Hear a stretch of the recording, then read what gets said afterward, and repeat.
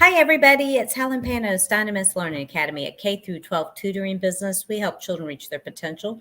The way we do that is we help children who are struggling to get their work done be successful in school and in life. And we are also nowadays advocating for children and or parents, I should say, to help navigate the school system and to get the resources that are, appropriate and what is needed for your child to be successful. In order to do that, I have 504 experience, so I can also help you through 504s. There are many resources that I have that I can connect you with. So we all work together in hand, the tutor, the parent, the student, and the school to get what the child needs.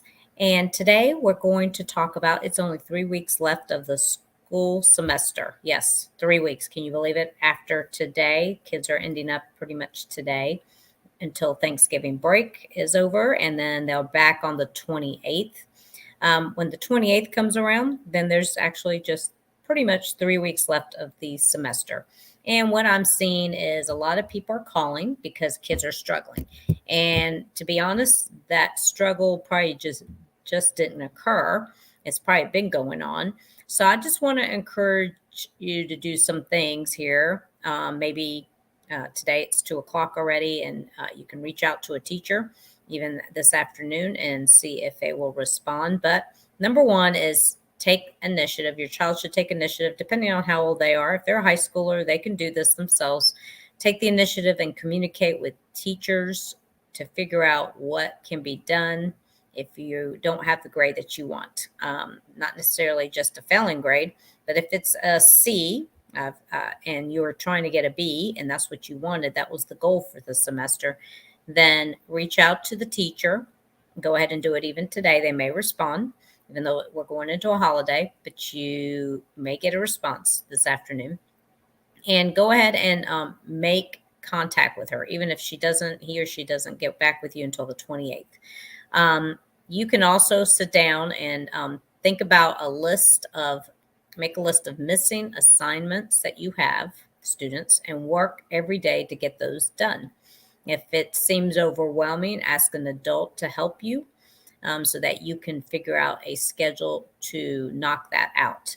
Yes, there is a holiday coming up. However, if you're really behind on turning in assignments or you're failing assignments, then I would use the holiday to catch up. Sorry, that's just how it goes sometimes. So again, make a list of missing assignments. You may even have that in a Google Classroom if your system is using Google Classroom or whatever it is they're using. You may already know what's missing. Plus, your parents probably have access. Parents, you have access to the grading system. Everything's electronic now. So you have access to the grading system and know what's missing. If you have questions, email the teacher. That would be my first suggestion to you immediately to do. Because I am seeing and getting calls about kids that, let's say they're doing a Georgia Virtual Academy French class or something like that. They took that class thinking that they were going to be able to handle that. And this could be a 4.0 student. So I'm not just talking to people who are, let's say, failing a class. But she is failing this one, and she is a 4.0 student. She has not done any work since September 30th. I'm sure she's feeling overwhelmed and didn't know where to begin now. So her parent reached out to us. It's going very well. She's very happy with the tutor, and they're going to be working. They worked yesterday, last Saturday. They're going to be working for 2 hours tomorrow. Yes, during the break. 2 hours on Sunday. Yes, during the break. And she'll be working during the break while she's in Texas, actually. So she will have some work she needs to do because it's due December 9th for her. So that's one thing. Another thing that came out of that situation is that the child has some medical issues, the teen, and she is going to need a 504 plan. The mother has been reaching out to the school system about a 504 plan, but let's just all have a real conversation here. School systems are overwhelmed. That's the big green light here, folks, if you didn't know that. And what has happened is 504 plans are being given to counselors or assistant principals to do when they already have their job duties to do. It's almost close to impossible, since I was a 504 chair, for a counselor or an assistant principal to be given those additional duties and do them correctly, let's say, or do them on time. So there is a rule that when a parent reaches out to you as a school system, and informs you that their child has a medical condition, you have 2 weeks to start that 504 plan. Unfortunately, this parent has been ignored for 3 weeks now. So I asked them to connect me, and we are now on for a meeting on the 29th at 7:45. Yes, we are. So I just wanted to encourage you to stay on top of anything you are doing with the school systems. Yes, they are overworked. We know that school teachers are underpaid, but there's a lot going on out there. And please reach out to me, as I do help parents with advisory and support such as this. And that's why I gave this example. So reach out and we can have a conversation about it. So this child will be getting her 504, which also will probably help her with the French class that she's taking virtually elsewhere for credit. So another thing I believe that you all could be doing for the next 3 weeks, students, I hope you're listening to me, or your parents will share this with them, is study a little each day if you have finals, especially coming up, because finals are going to count quite a bit towards your grade, maybe as much as 20-30% or more. Or any last tests that your child are taking in December, because there are going to be tests that every school system is giving, every grade level is giving, every teacher is giving. Sometimes they're not cumulative and finals, so to speak, but they're still tests and they cover an entire unit. So set a timer every day, block it off in your calendar, and devote time to just check that off and get it done. If you need assistance from us, we are more than happy to help you. I'm only doing a short special of 4 sessions. I never do this. Actually, I've removed the 4-session package I used to have, but for just this next month to end the semester, I will offer a 4-session package if needed, because your child needs assistance. I got a call yesterday from a Forsyth parent where the child has hit a wall all of a sudden, a 6th grader, and she is going to need some assistance in order to get that child over the hump they are hitting here. And it is an accelerated class, a math class. So it could be the fact that the child is having to do algebra now. And 6th grade is not necessarily, the brain is not as mature and able to handle that type of an accelerated math. So they may need some assistance and accountability to get that done.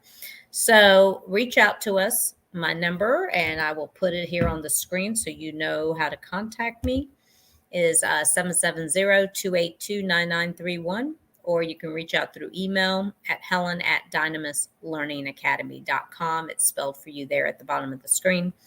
You can go to my website at dynamuslearningacademy.com. You can hit the contact link up at the top and actually complete the form and tell me what it is that's going on. You can do that and use it in that way. Happy to help you again in any way we can. I want to mention the SAT and ACT briefly. Getting a lot of calls for that now. And please, folks, I know the media likes to tell us things, and you need to be a proponent of your child doing prep for SAT and ACT. It's a very difficult test. It's something different that kids are not used to. Same with the SSAT. And one tip I can give here on these types of tests are, if your children are now on break, what they should be doing is reading. I don't care how old your child is, whether they're taking an SAT, ACT, SSAT, or whatever, now or in the future, what they should be doing during the holiday break, other than resting some, is read. That is the best thing I can tell you to do. And this is just to help them in life. And that is a comment from all my SAT, ACT tutors.